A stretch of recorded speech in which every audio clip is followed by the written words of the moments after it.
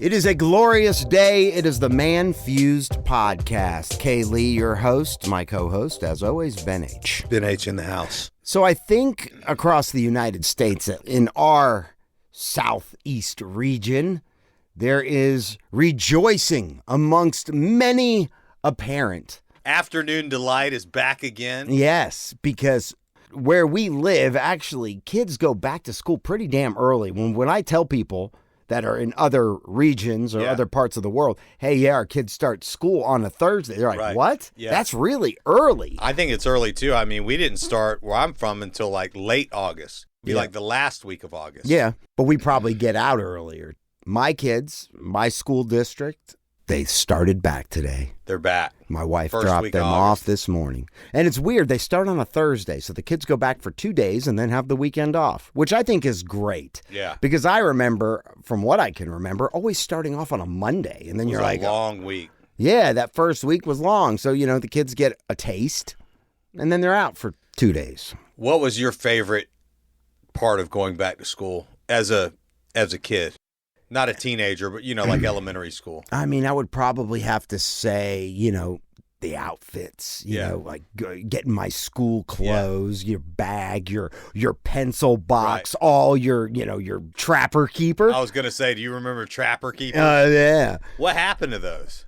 Oh, I mean, I'm sure you can find them, but I guess they're not. Why wouldn't they have new ones, though, I wonder? I'm sure they do. You think? I don't know. I don't know. Those things used to be awesome. Now, the Trapper Keeper, if I remember, it was like a Velcro thing. Yeah, it was a folder that had a Velcro flap Right. that came all the way around. Yeah, it was glorious. And it was just awesome. It was pimp. Yeah. It was like, and and I guess at that point when I was, my son's age, which is 10, Yeah. I had probably a lunchbox that was Right. pretty fucking cool. Yeah. With a thermos. My son's 5. Right. He's starting kindergarten next week. Woohoo! Yeah. Man. So big school. He's going to big school. That's right, he is. So we're pretty excited for him. He's excited. Now, when we spoke the other day, you said that it was kind of like you were excited, but you didn't really like public school, and maybe because of the county you live in. I mean, anybody that listens to this show knows I'm super, nervous about the way that the federal government is going and just all the different things that are happening. And a big part of that is the public school curriculum, what kids are being taught these days. It's just much different than when we were in school and it was just about arithmetic. Now it seems somewhat political, although I feel like we live in a gray area of the world. We do. And there's a lot of parent involvement. I think we live in an area where most people are pretty much on the same page, regardless of their political affiliation, with what they think of as good and bad and those kinds of things. And so I'm hopeful that we're going to have a really good experience. It's one of those things, too, in the day and age that kids are going, living in. You always now have that idea of like a school shooting in the back of your mind, Right. Because you don't know when it's going to happen, Right. where it's going to happen, but it's going to happen somewhere. It's going to happen, yeah.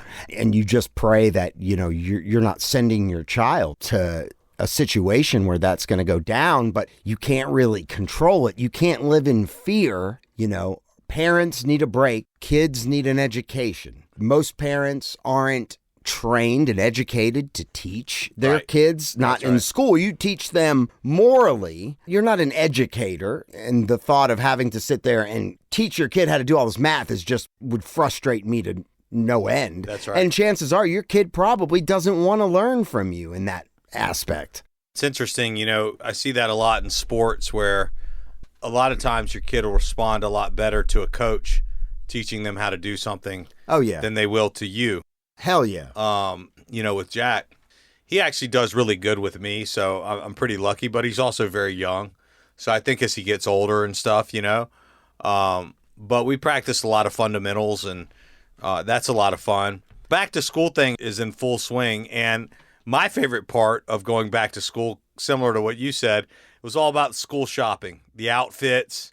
And my favorite part of school shopping was getting new shoes. That was the coolest thing ever. Yeah. And I always had a budget, and I always wanted, I would get the coolest thing I could Within the budget. within the budget. I feel like my budget was like $50, Spent more than that on my which son's went a shoes. lot longer than back in the day than it does now. I mean, you could get a pair of Nikes for $50 or less, but you couldn't really get Nike Airs. The Nike Airs back in our day was like $70-$80. I mean, $100 for a pair of tennis shoes back when we were kids was like astronomical. That was like some Gucci shoes. Right. I mean, that was like unheard of. But I used to rock skate shoes, like Airwalks. I bought these yesterday when I bought you got some DCs. Well, I bought Kai a pair of shoes, and I was like, well, fuck, I'm buying me a pair of shoes. There you go. Guess what? Rack Room shoes.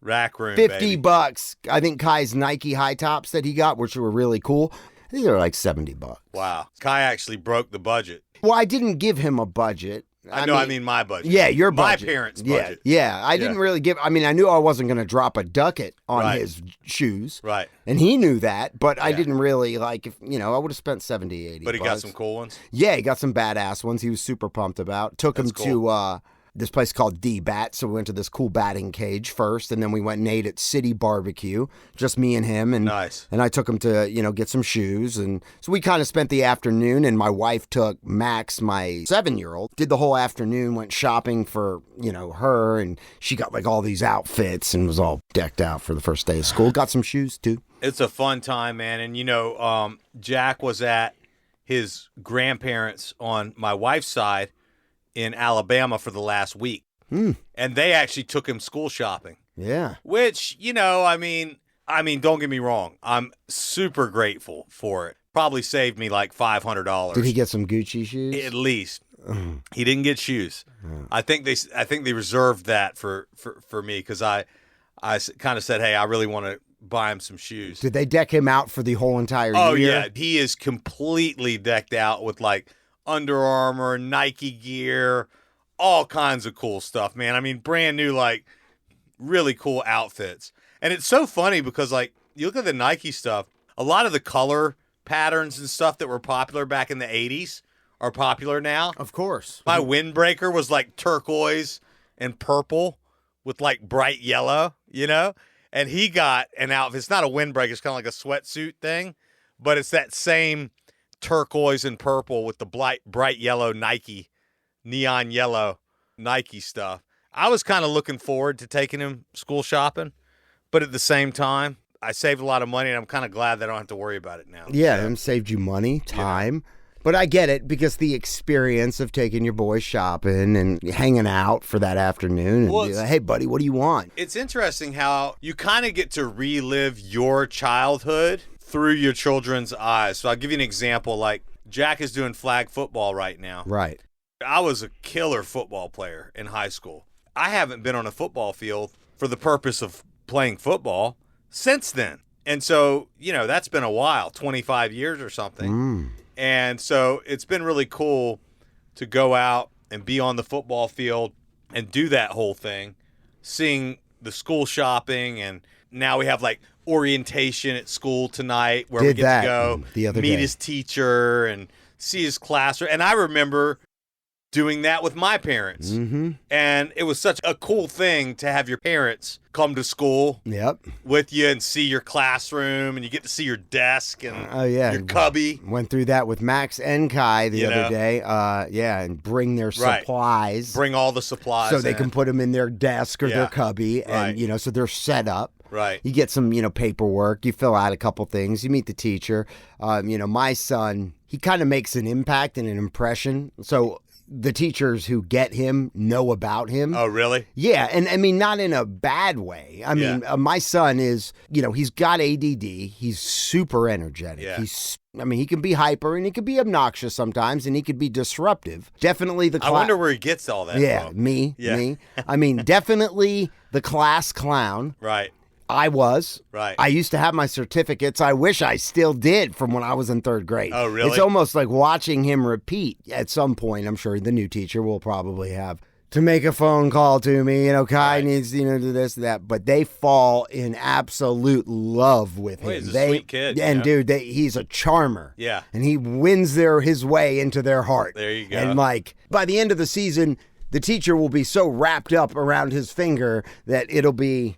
it's funny to watch because they're like, oh, God, he is the sweetest thing ever. And he's like, he wins. I look forward to that. My daughter is just the alpha chick, and she does no wrong, but whatever. Yeah. Yeah, but she's the leader. But yeah, it's really interesting to see their roles in their group. But my son is now in 5th grade, and so he is the king of elementary school. He is at the top of the game. He is the senior of elementary school this year. So, wow. In our area, middle school starts at 6th. Yeah. And that's when you start all over. Isn't that most everywhere, though? Is it different in places? It is different in some. I believe in Australia, there's a few places where it's different. I believe in Australia, it goes through 6th grade, and you don't go to middle school until you're 7th. I think that's probably a better idea, but maybe Do you? not.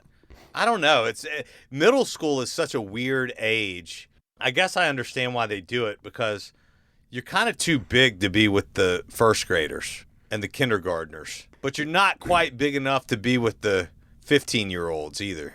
Either way, you're starting over, and you're at the bottom rung. Yeah, you're at the bottom of the he might be bowl. kingpin in elementary school, but then you're grunt. As soon as you go to middle school, you're the bottom.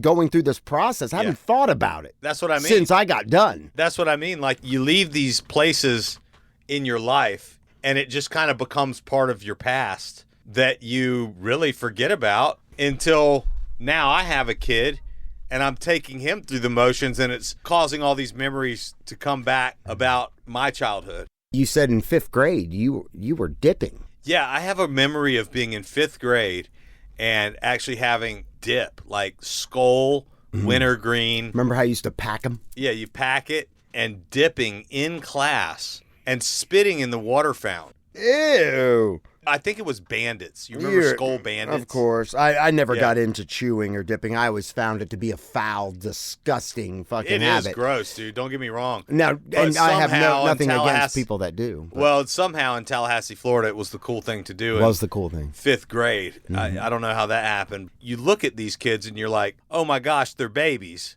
I remember being in 5th grade, and I didn't think I was a baby. No. But you are. I mean, you're what, 10? Yeah. 11? Yeah. It's not a baby, but I mean, still, it's very, very young. Yeah, and so when you said that, I was like, well, in 3rd grade, I got in trouble for selling what you would call pornography now. Yeah. It was the equivalent. It was magazine, ripped out pages from the sluttiest, smuttiest magazines like Cherry and Penthouse, Hustler, and I got caught by the principal selling these pages to younger kids that were like in 2nd grade. So I was getting like $3 a page. Wow. And he was so embarrassed, and I don't know if I've told this story but on this podcast, but he was so embarrassed that he didn't even know what to say to my parents. So he was like, we're just going to keep this between us, but don't ever let me find that you're doing this ever again. Could you imagine having to broach that conversation? Your son is selling, from what only I could describe as pornography, to younger kids. That's hilarious, man. You telling me that makes me remember in 2nd, 3rd grade, we used to have a stack of pornos that was hidden behind one of those electrical boxes, those green boxes. Where you hide any pornos. Yeah, like in the woods, you know? Oh, yeah. And it was soaking wet. I mean, just sit there in the rain. Break out the stash. But all the neighborhood kids knew about it, So would they take them from the woods or from the outside and then bring them home? You could just go and it was hidden there and you could look at it. So these weren't videos? This was just pages of, it was like magazine, like Playboy or Penthouse. Oh, yeah. There was a couple, 2 or 3 of them. And they were gross, dude. They were like in the pine straw, like wet, you could barely see anything. All the pages were stuck together. Oh, God. But man, I mean, the Bush, I just remember seeing Bush. I mean, you know what I mean? Just that was back in the day when Bush was in style. I don't think most of the magazines I had a lot of Bush. I think they were shaved and kept. No, tons of Bush back in the 80s. Well, don't you remember like back in the day when, the girls would have the pubes like sticking out the side? It was like a squirrel was stuffed suit, in. You know what I mean? That was not attractive. No. Just nothing but just pube. When I was a body piercer, and I was actually old enough to have an opinion on, do I like Bush? Do I not like Bush? Right. But, as the years went on and I was piercing more and more male and female genitalia every day. Yeah. Obviously at that age in the 90s and, whatever, but I mean, everyone was primarily like shaved and kept well and no hair at all. But on occasion, someone didn't get the fucking memo that Right. Bush was not in. Right. And I would be disgusted Yeah. at the hair. Well, I guess it'd be the equivalent. I mean, I would have, in this day and age, I still probably say if you took the percentage of males who groom themselves, I would probably say that a lot of men probably still think that that's weird. Like, yeah. I mean, see, not me. I'm not I don't love a ton of body You're a hair. groomer? Oh, yeah, I groom. Oh, yeah. Yeah, I groom. Sometimes I'll use one of my wife's razors. You just use the one that you put on your face.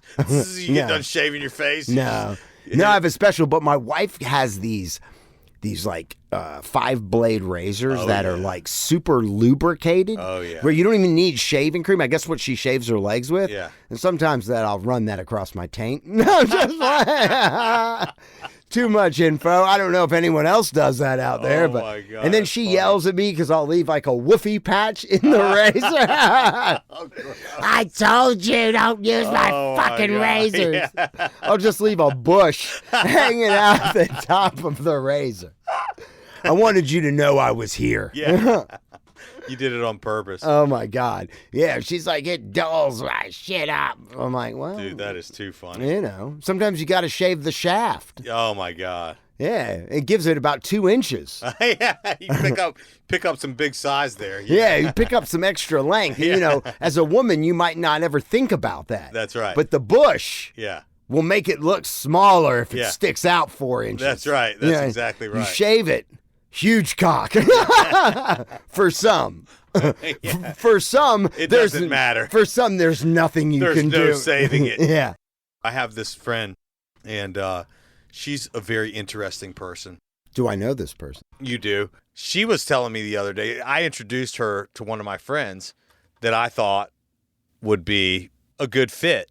And she just can't get past the unknown, whether or not he's endowed to her liking. Well, there's only one way to find out. She just wants him to show it to her. I told her, I was like, that's so demoralizing. You're literally asking the guy to show you what he's got so that you can make a decision on whether or not you're interested in getting to know him better. She's like, exactly. Because if it's not beyond a certain size and girth, I am not interested. We can be friends, but I'm not going down that path. She's like, I have stayed at his house 5 nights. I've slept in his bed 5 times, and he just won't show it to me. I'm like, well, why don't you, find out for yourself? Oh, so she is actively hung out with this person. She's hanging out with him with hopes that she's eventually going to get a glimpse of what's going on down there. Well, the only way to find out is to put your mouth around it. I gave that advice. She said, nope, I'm not doing that unless I know beforehand. But what if it's cold? What if it's not a good show and it's a grower? I mean, she wants to see it in action. She wants to see it in speed mode. She's not going to stimulate the situation? She told me that's why she stays over, because she's hoping he'll get morning wood and she'll be able to figure it out. Well, that's weird. Like, why wouldn't you at least make out with him and then therefore you'd see it and then you could decide? Your buddy who you introduced this young lady to is divorced. And Both are friends. The male and the female are both friends of mine. how long have they known And each both of them are divorced. She has a child. Doesn't she have 2? 3. Oh. But from a couple different guys and over about a 25-year period of time. So she currently has a 5-year-old who's super sweet child. And I was at that wedding You were, yes. Mm-hmm. And because you were a gracious host. of course, obviously. And what happened there that ended? Did he have a teeny peeny? No, I don't think so. I don't know if he was in the vacation dick territory. Okay. Circling back around to some old topics. If you've never heard of our episode on vacation dick, check it out. It's very interesting. Or boyfriend penis. Or boyfriend penis. I think he was more in the boyfriend penis category, Right. which is, acceptable per her It's average. standards. She's fine with average. She actually prefers it, okay? Okay. That's what she's hoping for. If he's got a freaking hammer, she's okay with that too. She'll be the nail. Yeah. But, and there's a big B in that but, She wants a thermos. if it's less than average, she's out. She's still in on friendship.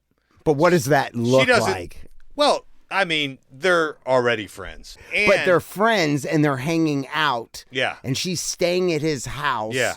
Only because there's the possibility of it being girthy and large enough to satisfy her to where then she would decide, hey, I'm going to sit on it and we can move forward.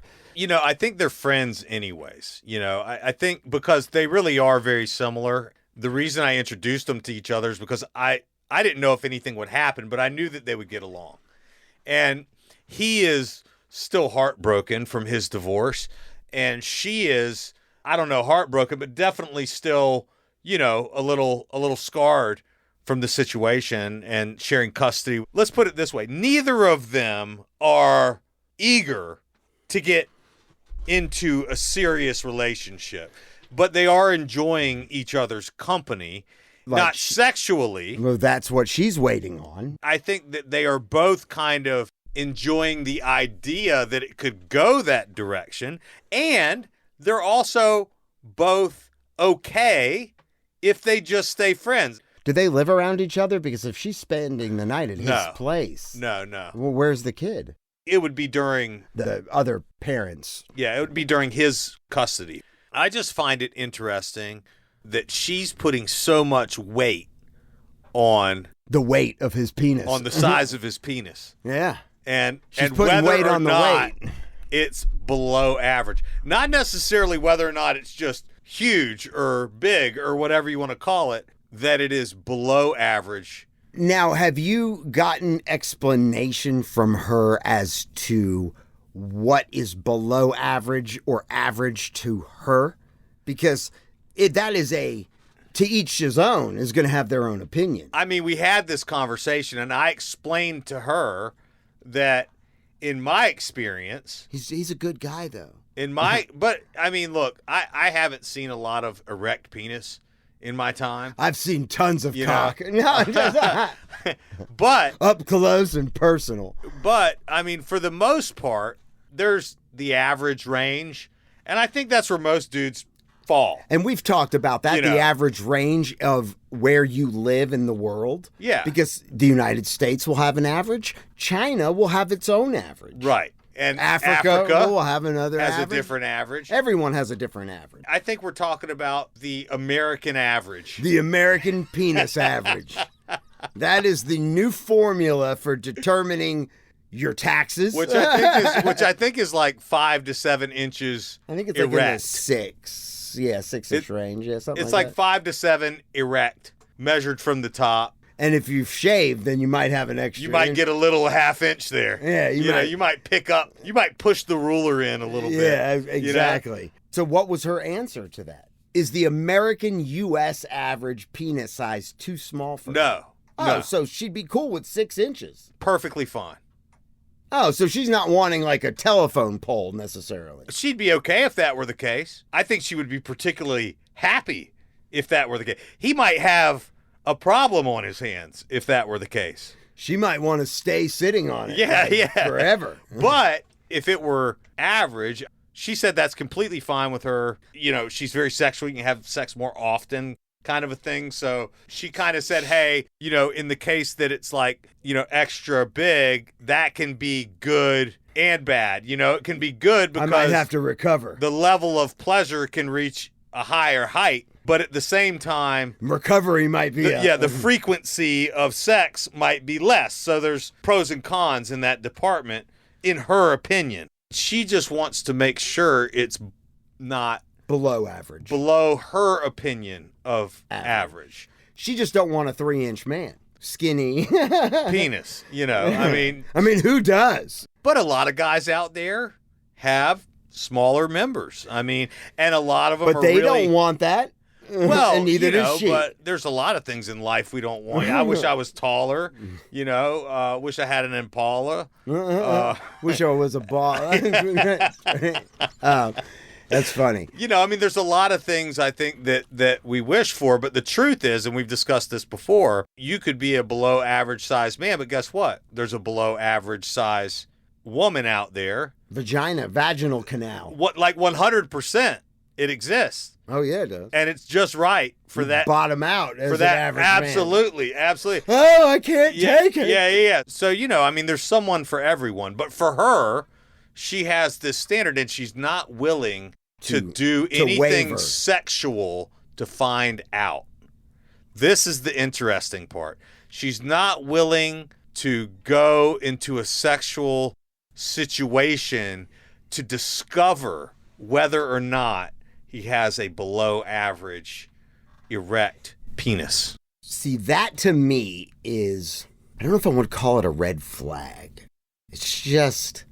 Does it seem a little shallow?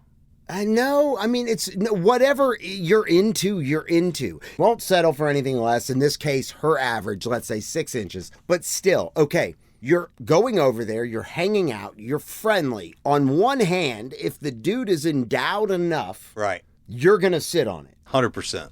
But yet, you're sleeping in his bed, maybe a little cuddling. Don't tell me you're sleeping there and you're not touching each other in any way. There's no butt up against, like... Yeah, I'm sure. Cuddle, maybe. Some of that, probably. Maybe a little nipple tweak. I don't know, whatever. So, to me, that's just weird that you won't make out. And I'm not saying you have to have sex, but a little kissing, a little touching, a little whatever. To determine that. To be like, pull your pants down. I want to see it. I'm going to judge you right here and there, whether we're going to move forward or anything. Like, how weird is that? It's really weird. And yet, at the same time, this is a girl who has a lot of guy friends that she's not involved with sexually. She's one of those girls, and she really likes this guy. They've become friends, apparently really good friends, and both of them are in similar situations. I think for him, he's been very clear with her to say, listen, I'm still heartbroken. I haven't slept with anybody in almost 2 years. After I got divorced, I went out and I was with some girls and I didn't like the way it made me feel. And so I removed myself from that market because I want to get over this heartbreak. And I'm still heartbroken. And so I'm not really in a place to say that I want a serious relationship. There's kind of two sides to it a little bit, because I don't really think that he has initiated anything with her. And maybe that's the problem, is that... Because if he was to initiate a kiss or something like that, then, you get to first base, you get to second base, you get to third base. Okay, look, we're not going to move this fast. But maybe... And then now you know the information that you need, and you can decide how you want to proceed. I think that's what she's hoping for. See, I think maybe the fact that he maybe hasn't made any moves, and she's laid this out there and has asked to see it, and has kind of made this line in the sand. Yeah. She thinks he's intimidated and or insecure. Well, he probably is. Maybe, but...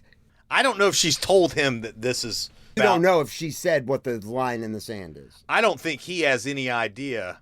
How can you say you're trying to see it if you haven't asked to see it? She keeps hanging out with him in hopes that he's going to make a move on her so that they'll have a little maybe hookup, and she'll be able to kind of get to third base or second base or whatever base it is. Her hand down his pants. Whatever base. I guess that's like second base. It's commonplace to kind of move slow in the beginning. It would be acceptable the first time you hook up not to have sex. I just don't want to go this far yet. But now she has the information that she needs to decide if she's going to just be friends or if she's going to pursue an actual sexual relationship. It's very interesting. Thank you for giving us a inside view. Now, he did give her some insight. Oh. He did give her a little insight. Well, all the minds want to know. I can't wait. Tell me, please. He said, she told me that he told her that the head is huge. So it's like a cheese wheel? I don't know. It won't touch bottom, but it'll stretch out the sides. I don't know. I don't even know what that means. You know what I'm saying? It's really fat, but really short. Yeah, I don't know. Well, that's interesting, Ben. Thank you for your buddy. Now I know He's got a thick helmet. So what do we think here at the ManFUzed Podcast? I mean, how are we going to advise her to proceed? Are neither of them really interested in one another? Is that why we're not seeing? It's either two things. Yeah. You said it. You said one thing, that a comment that he had made about girls he went out with or hung out with previously. Right. And he wasn't ready. He wasn't comfortable. Yeah. He's hurt. He's not over the ex who he got divorced with. That's number one. Now, he is being a friend and hanging out with her and letting her spend the night. And if he's being a gentleman and not making any moves, it's either he's not ready or he's slow playing the gentleman and he's playing games himself. Yeah. Because there is a way that, you can keep it from her. Yeah. And not be the typical guy that Maybe wants this to. is the ultimate player move. Right. They'll want to give it to you more if you don't act like you're trying to just get in their pants. Yeah. If you're a guy that's trying to bang on the first date, chances are she's going to withhold it. Yeah. But if you're going to do the opposite and you're going to psychologically, wow, he's not even trying to get it on the second date. Right. So she's either going, there's something wrong with him. Maybe he's embarrassed. Maybe he's insecure. Or maybe it's just what I've been looking for. 100%. And so she's going to want it. And it almost sounds like she is, because he's not giving her much. And she's drawing this line in the sand saying, hey, if it's below average, I'm not down. That's right. That's what she said. And eventually, if he keeps letting her spend the night, she's going to attack him like a bunch of wolves do a big piece of meat. No doubt. And then he's going to have to either let it happen and conquer, or maybe he's just not ready. And at that point, she's going to be like, what a bitch. On the flip side, I have a friend in Seattle who's just an absolute playboy. Mm-hmm. And one of the things that girls like about him is that he's batting a little above average. Okay. Maybe a lot. He sent a funny message and he said, the downside of this life, here I am chilling with my friend. So he's got like a following of women. He's like Charles Manson. Yeah, I mean, the guy just pulls a wake. Wait. I like he that. pulls a wake like of that. women All right. that just want him to just destroy it. First, he sends me this message showing missed calls from one female. And look at those numbers. What kind of numbers are you seeing there? 39. 39 missed calls. That's just one little section. Right. The next line is a FaceTime video, 13 seconds, and then 13 calls, and then 9 more, and then another FaceTime, and then 1 call. So after that message, or after that screenshot, talk about getting blown up. This guy's getting blown up by this girl. The downside of this life, here I am chilling with my friend, and you know what he means by friend. And the other friend, ... can't accept that I am not there for her. So she calls 60 plus times. Who does that? And the girl that I was with was like, And she said, I know what she wants. Then proceeded to go down on me. She's now been with me while one girl called 30 times, and now a new record, 60 plus. She's like, I get it. You have a hammer. Is that what he said? And then he said, can't make this shit up. Shit is wild. Oh, my God. You've got And then I sent him the Foo Media logo. You've got I was like, well, let me show you this logo I've been working on. Hey, thanks for listening to the ManFUzed Podcast. Feel free to join the show by hitting us up at manfused.com or 770-744-5227.